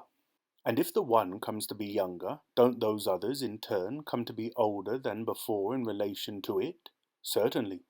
So what is younger comes to be older in relation to what has come to be earlier and is older, but it never is older. On the contrary, it always comes to be older than that thing. For the older advances towards the younger, while the younger advances towards the older. And in the same way, the older in its turn comes to be younger than the younger. For both, by going toward their opposites, come to be each other's opposite, the younger coming to be older than the older, and the older younger than the younger. But they could not come to be so, for if they came to be, they would no longer come to be, but would be so. But as it is, they come to be older and younger than each other. The one comes to be younger than the others, because it was shown to be older and to have come to be earlier, whereas the others come to be older than the one, because they have come to be later. And by the same argument the others too come to be younger in relation to the one, since in fact they were shown to be older than it, and to have come to be earlier. Yes, it does appear so. Well then, in so far as nothing comes to be older or younger than a different thing, owing to their always differing from each other by an equal number, the one would not come to be older or younger than the others, and they would not come to be older or younger than it. But in so far as things that came to be earlier must differ from things that come to be later by a fraction that is always different, and vice versa, in this way they must come to be older and younger than each other, both the others than the one and the one than the others. Of course. To sum up all this, the one itself both is and comes to be older and younger than itself and the others, and it neither is nor comes to be older or younger than itself or the others. Exactly. And since the one partakes of time and of coming to be older and younger, must it not also partake of time past, future, and present, if in fact it partakes of time? Necessarily. Therefore the one was and is and will be and was coming to be and comes to be and will come to be sure. And something could belong to it and be of it in the past, present, and future. Certainly. And indeed there would be knowledge and opinion and perception of it, if in fact even now we are engaging in all those activities concerning it. You're right. And a name and an account belong to it, and it is named and spoken of, and all such things as pertain to the others also pertain to the one? That's exactly so. Let's speak of it yet a third time. If the one is as we have described it, being both one and many, and neither one nor many, and partaking of time, must it not, because it is one, sometimes partake of being, and in turn, because it is not, sometimes not partake of being? Necessarily. When it partakes, can it at that time not partake, or partake when it doesn't? It cannot. So it partakes at one time and doesn't partake at another, for only in this way could it both partake and not partake of the same thing. That's right. Isn't there then a definite time when it gets a share of being and when it parts from it? Or how can it at one time have and at another time not have the same thing, if it never gets and releases it? In no way. Don't you in fact call getting a share of being coming to be? I do. And parting from being ceasing to be? Most certainly. Indeed, the one, as it seems, when it gets and releases being, comes to be and ceases to be, necessarily. And since it is one and many and comes to be and ceases to be, doesn't its being many cease to be whenever it comes to be one, and doesn't its being one cease to be whenever it comes to be many? Certainly. Whenever it comes to be one and many, must it not separate and combine? It certainly must. Furthermore, whenever it comes to be like and unlike, must it not be made like and unlike? Yes. And whenever it comes to be greater and less and equal, must it not increase and decrease and be made equal? Just so. And whenever, being in motion, it comes to a rest, and whenever being at rest, it changes to moving, it must itself, presumably, be in no time at all. How is that? It won't be able to undergo being previously at rest and later in motion, or being previously in motion and later at rest without changing. Obviously not. Yet there is no time in which something can, simultaneously, be neither in motion nor at rest. Yes, you're quite right. Yet surely it also doesn't change without changing. Hardly. So when does it change? For it does not change while it is at rest or in motion or while it is in time. Yes, you're quite right. Is there then this queer thing in which it might be, just when it changes? What queer thing? The instant. The instant seems to signify something such that changing occurs from it to each of two states. For a thing doesn't change from rest while rest continues, or from motion while motion continues. Rather, this queer creature, the instant, lurks between motion and rest, being in no time at all, and to it and from it the moving thing changes to resting, and the resting thing changes to moving. It looks that way. And the one, if in fact it both rests and moves, could change to each state, for only in this way could it do both. But in changing it changes at an instant, and when it changes it would be in no time at all, and just then it would be neither in motion nor at rest. No, it wouldn't. Is it so with the other changes too? Whenever the one changes from being to ceasing to be, or from not being to coming to be, isn't it then between certain states of motion and rest? And then it neither is nor is not, and neither comes to be nor ceases to be. It seems so at any rate. Indeed, according to the same argument, when it goes from one to many and from many to one, it is neither one nor many, and neither separates nor combines. And when it goes from like to unlike, and from unlike to like, it is neither like nor unlike, nor is it being made like or unlike. And when it goes from small to large and to equal and vice versa, it is neither small nor large nor equal, nor would it be increasing or decreasing or being made equal. It seems not. The one, if it is, could undergo all that. Doubtless. Must we not examine what would be proper for the others to undergo if one is? We must. Are we to say then what properties things other than the one must have if one is? Let's do. Well then, since in fact they are other than the one, the others are not the one. For if they were, they would not be other than the one. That's right. And yet the others are not absolutely deprived of the one, but somehow partake of it. In what way? In that things other than the one are surely other because they have parts, for if they didn't have parts they would be altogether one. That's right. And parts, we say, are parts of that which is a whole. Yes, we do. Yet the whole of which the parts are to be parts must be one thing composed of many, because each of the parts must be part, not of many, but of a whole. Why is that? If something were to be part of many, in which it itself is, it will, of course, be both part of itself, which is impossible, and of each one of the others, if in fact it is part of all of them. For if it is not part of one, it will be part of the others, that one excepted, and thus it will not be part of each one. And if it is not part of each, it will be part of none of the many. But if something is part of none, it cannot be a part or anything else at all of those things of which it is no part of any. It certainly appears so. So the part would not be part of many things or all, but of some one character and of some one thing, which we call a whole, since it has come to be one complete thing composed of all. This is what the part would be part of. Absolutely. So if the others have parts, they would also partake of some one whole. Certainly. So things other than the one must be one complete whole with parts. Necessarily. Furthermore, the same account applies also to each part, since it too must partake of the one.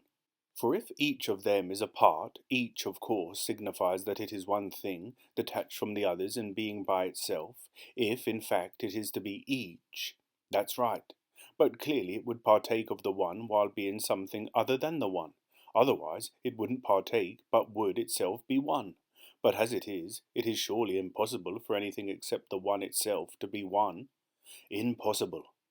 But both the whole and the part must partake of the one, for the whole will be one thing of which the parts are parts, and in turn each thing that is part of a whole will be one part of the whole. Just so. Well then, won't things that partake of the one partake of it while being different from it? Doubtless. And things different from the one would surely be many. For if things other than the one were neither one nor more than one, they would be nothing. Yes, you're quite right. Since both things that partake of the oneness of a part and things that partake of the oneness of a whole are more than one, must not those things themselves that get a share of the one in fact be unlimited in multitude? How so? Let's observe the following. Isn't it the case that, at the time when they get a share of the one, they get a share, while not being one and not partaking of the one? Quite clearly. While being multitudes, then, in which oneness is not present? Certainly multitudes. Now, if we should be willing to subtract in thought the very least we can from these multitudes, must not that which is subtracted to be a multitude and not one, if in fact it doesn't partake of the one? Necessarily. So always as we examine in this way its nature, itself by itself, different from the form, won't as much of it as we ever see be unlimited in multitude? Absolutely. Furthermore, whenever each part comes to be one part, the parts then have a limit in relation to each other and in relation to the whole, and the whole has a limit in relation to the parts. Quite so. Accordingly, it follows for things other than the one, that from the one and themselves gaining communion with each other, as it seems, something different comes to be in them, which affords a limit for them in relation to each other, but their own nature by themselves affords unlimitedness, apparently. In this way, indeed, things other than the one, taken both as wholes and part by part, both are unlimited and partake of a limit. Certainly. Well, aren't they both like and unlike each other and themselves? In what way? On the one hand, in so far as they are all unlimited by their own nature, they would in this way have a property the same. Certainly. Furthermore, in so far as they all partake of a limit in this way too, they would all have a property the same. Doubtless. On the other hand, in so far as they are both limited and unlimited, they have these properties which are opposite to each other. Yes, and opposite properties are as unlike as possible, to be sure. So in respect of either property they would be like themselves and each other, but in respect of both properties they would be utterly opposite and unlike both themselves and each other. It looks that way. Thus the others would be both like and unlike themselves and each other. Just so. And indeed we will have no further trouble in finding that things other than the one are both the same as and different from each other, both in motion and at rest, and have all the opposite properties, since in fact they were shown to have those we mentioned. You're right. Well then, suppose we now concede those results as evident and examine again if one is. Are things other than the one also not so, or only so? Of course. Let's say from the beginning what properties things other than the one must have if one is. Yes, let's do. Must not the one be separate from the others and the others separate from the one? Why? Because surely there is not something else in addition to them that is both other than the one and other than the others, for all things have been mentioned, once the one and the others are mentioned. Yes, all things. So there is no further thing different from them in which same thing the one and the others could be. No, there isn't. So the one and the others are never in the same thing. It seems not. So they are separate? Yes. Furthermore, we say that what is really one doesn't have parts. Obviously not. So the one could not be in the others as a whole, nor could parts of it be in them, if it is separate from the others and doesn't have parts. Obviously not. So the others could in no way partake of the one, if they partake neither by getting some part of it, nor by getting it as a whole. It seems not. In no way, then, are the others one, nor do they have any oneness in them. Yes, you're quite right. So the others aren't many either, for each of them would be one part of a whole if they were many. But as it is, things other than the one are neither one, nor many, nor a whole, nor parts, since they in no way partake of the one. That's right. Therefore, the others are not themselves two or three, nor are two or three in them, if in fact they are entirely deprived of the one. Just so. So the others aren't themselves like and unlike the one, and likeness and unlikeness aren't in them. For if they were themselves like and unlike, or had likeness and unlikeness in them, things other than the one would surely have in themselves two forms opposite to each other. Apparently. But it was impossible for things that couldn't partake even of one to partake of any two. Impossible. So the others are neither like nor unlike nor both. If they were like or unlike, they would partake of one of the two forms, and if they were both, they would partake of two opposite forms. But these alternatives were shown to be impossible. True. So they are neither the same nor different, neither in motion nor at rest, neither coming to be nor ceasing to be, neither greater nor less nor equal. Nor do they have any other such properties. For if the others submit to having any such property, they will partake of one and two and three, and odd and even, of which it was shown they could not partake, since they are in every way entirely deprived of the one. Very true. Thus, if one is, the one is all things and is not even one, both in relation to itself and, likewise, in relation to the others. Exactly. So far, so good. But must we not next examine what the consequences must be if the one is not? Yes, we must. What then would this hypothesis be if one is not? Does it differ at all from this hypothesis if not one is not? Of course it differs. Does it merely differ, or is saying if not one is not the complete opposite of saying if one is not? The complete opposite. What if someone were to say, if largeness is not, or if smallness is not, or anything else like that, would it be clear in each case that what he is saying is not is something different? Certainly. So now too, whenever he says, if one is not, isn't it clear that what he says is not is different from the others, and don't we recognize what he means? We do. So he speaks of something in the first place knowable and in the second different from the others whenever he says one, whether he attaches being or not being to it. For we still know what thing is said not to be and that it is different from the others. Isn't that so? Necessarily. Then we must state from the beginning as follows what must be the case if one is not. First, as it seems, this must be so for it, that there is knowledge of it. Otherwise, we don't even know what is meant when someone says if one is not.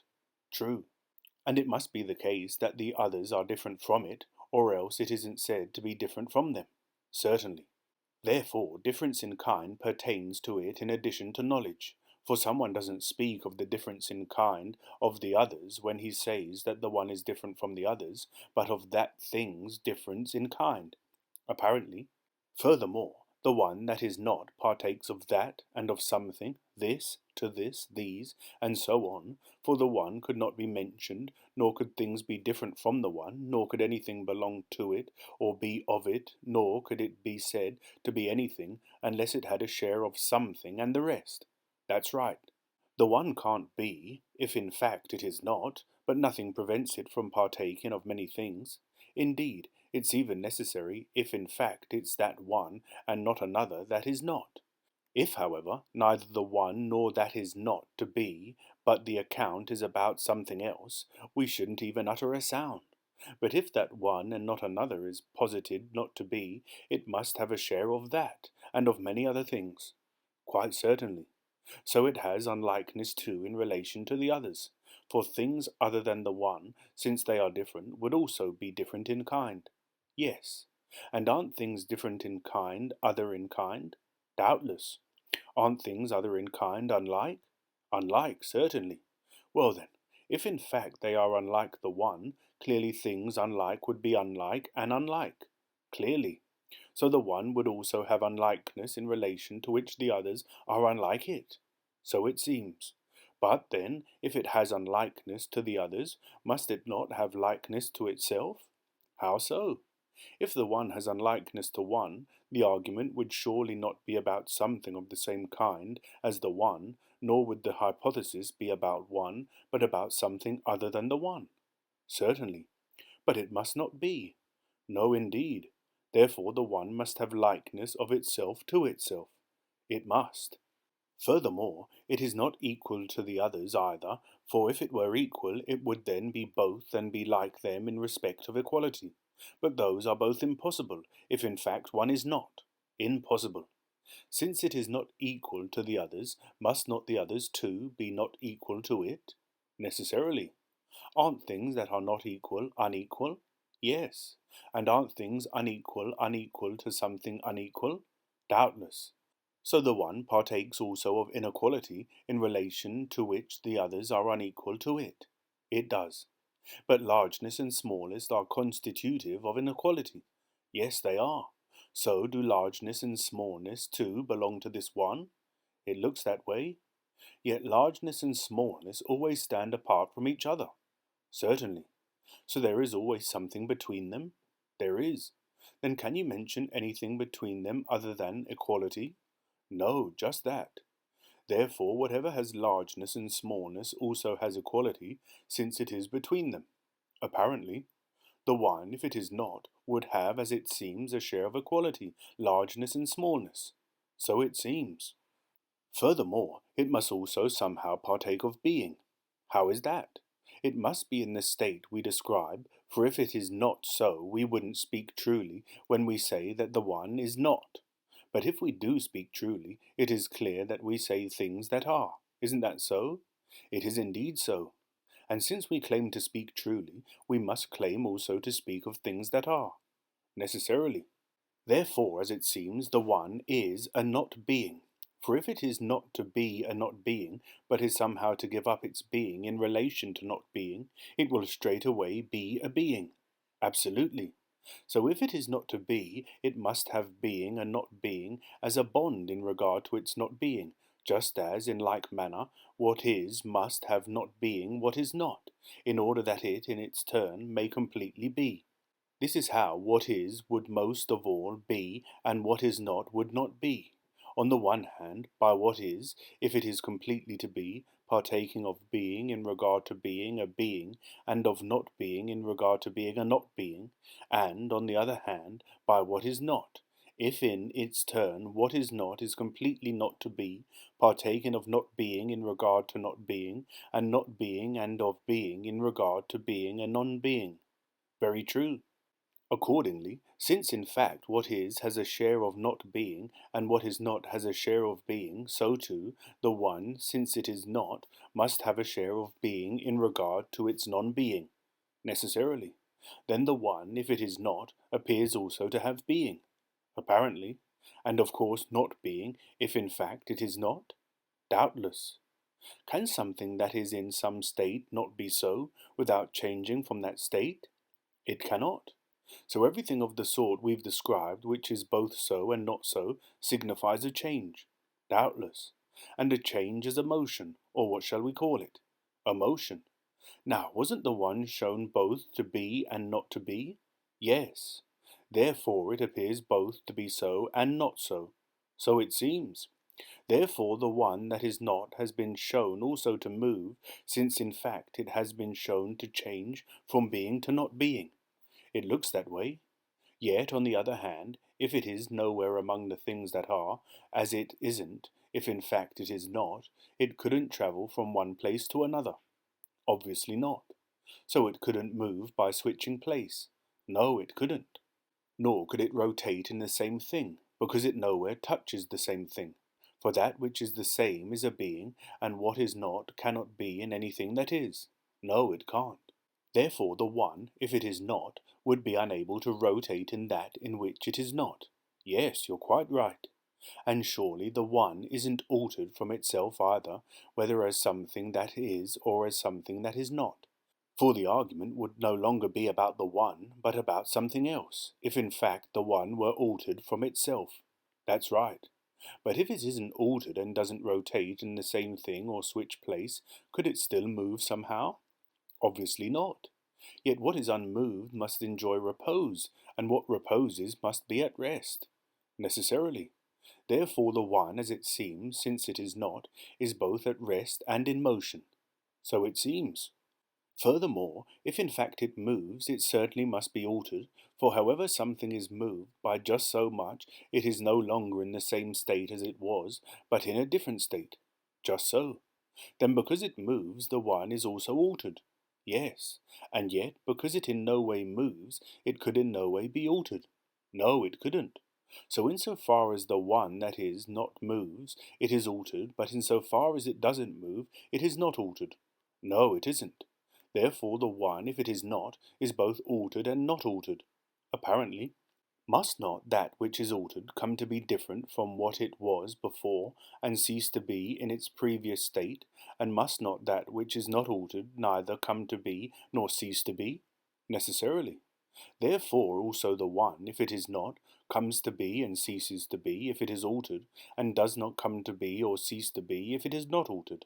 And thus the one, if it is not, both comes to be and ceases to be, and does not come to be or cease to be. Yes, you're quite right. Let's go back again to the beginning to see whether things will appear the same to us as they do now or different. Indeed, we must. Aren't we saying if one is not, what the consequences must be for it? Yes. When we say is not, the words don't signify anything other than absence of being, for whatever we say is not, do they? Nothing other. When we say that something is not, are we saying that in a way it is not, but in a way it is? Or does this is not signify without qualification that what is not is in no way at all and does not in any way partake of being? Absolutely without qualification. Therefore, what is not could neither be nor partake of being in any other way at all. No, it couldn't. Can coming to be and ceasing to be possibly be anything other than getting a share of being and losing it? Nothing other. But what has no share of being could neither get nor lose it? Obviously not. So the one, since it in no way is, must in no way have, release, or get a share of being. That's reasonable. So the one that is not neither ceases to be nor comes to be, since in fact it in no way partakes of being. Apparently not. So it also isn't altered in any way, for if it were to undergo this, it would then come to be and cease to be. True. And if it isn't altered, it must not move either? Necessarily. And surely we won't say that what in no way is at rest, since what is at rest must always be in some same thing. In the same thing, no doubt.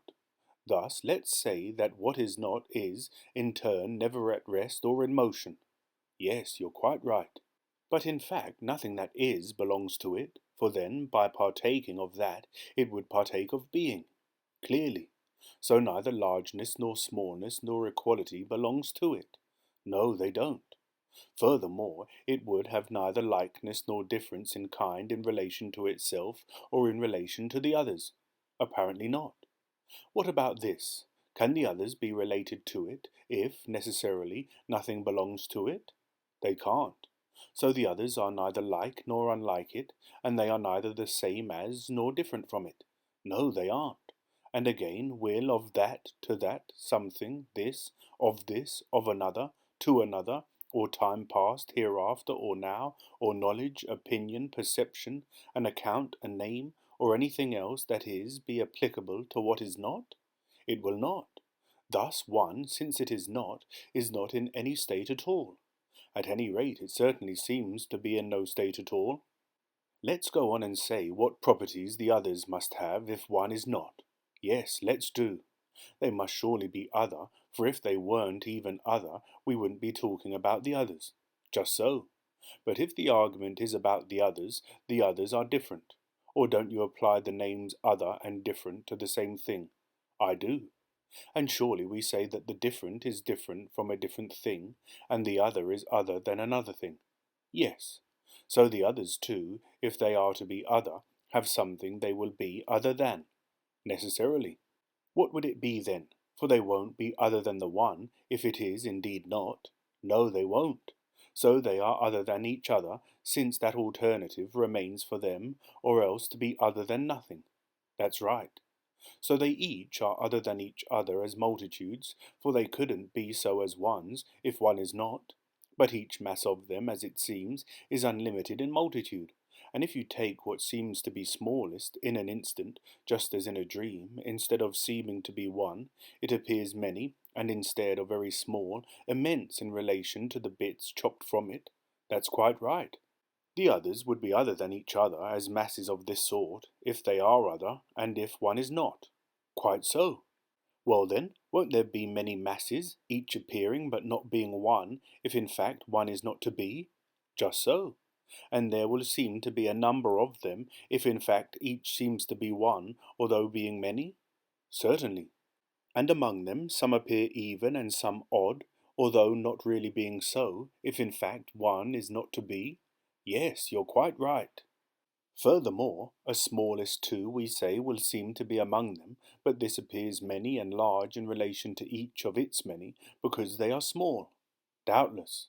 And each mass will be conceived to be equal to its many small bits, for it could not in appearance shift from greater to less, until it seems to come to the state in between, and this would be an appearance of equality. That's reasonable. Now, won't it appear to have a limit in relation to another mass, but itself to have no beginning, limit, or middle in relation to itself? Why is that? Because whenever you grasp any bit of them in thought as being a beginning, middle, or end, before the beginning another beginning always appears, and after the end a different end is left behind, and in the middle others more in the middle than the middle, but smaller, because you can't grasp each of them as one, since the one is not. Very true. So every being that you grasp in thought must, I take it, be chopped up and dispersed, because surely, without oneness, it would always be grasped as a mass. Of course. So must not such a thing appear one to a person dimly observing from far off, but to a person considering it keenly from up close, must not each one appear unlimited in multitude, if in fact it is deprived of the one, if it is not? Indeed, most necessarily. Thus the others must each appear unlimited and as having a limit, and one and many if one is not, but things other than the one are. Yes, they must. Won't they also seem to be both like and unlike? Why is that? Just as, to someone standing at a distance, all things in a painting appear one, appear to have a property the same, and to be like. Certainly. But when the person comes closer, they appear many and different, by the appearance of the different, different in kind and unlike themselves. Just so. So the masses must also appear both like and unlike themselves and each other. Of course. Accordingly, if one is not and many are, the many must appear both the same as and different from each other, both in contact and separate from themselves, both moving with every motion and in every way at rest, both coming to be and ceasing to be and neither, and surely everything of that sort, which it would now be easy enough for us to go through? Very true indeed. Let's go back to the beginning once more and say what must be the case if one is not, but things other than the one are. Yes, let's do. Well, the others won't be one. Obviously not. And surely there won't be many either, since oneness would also be present in things that are many. For if none of them is one, they are all nothing. So they also couldn't be many. True. If oneness isn't present in the others are neither many nor one. No, they aren't. Nor even do they appear one or many. Why? Because the others have no communion in any way at all with any of the things that are not, and none of the things that are not belongs to any of the others, since things that are not have no parts. True. So no opinion or any appearance of what is not belongs to the others, nor is not being conceived in any way at all in the case of the others. Yes, you're quite right. So if one is not one, none of the others is conceived to be one or many, since without oneness it is impossible to conceive of many. Yes, impossible. Therefore, if one is not, the others neither are nor are conceived to be one or many. It seems not. So they aren't like or unlike either. No, they aren't. And indeed, they are neither the same nor different, neither in contact nor separate, nor anything else that they appeared to be in the argument we went through before. The others neither are nor appear to be any of those things, if one is not. True. Then, if we were to say, to sum up, if one is not, nothing is, wouldn't we speak correctly? Absolutely. Let us then say this, and also that, as it seems, whether one is or is not, it and the others both are and are not, and both appear and do not appear, all things in all ways, both in relation to themselves and in relation to each other. Very true.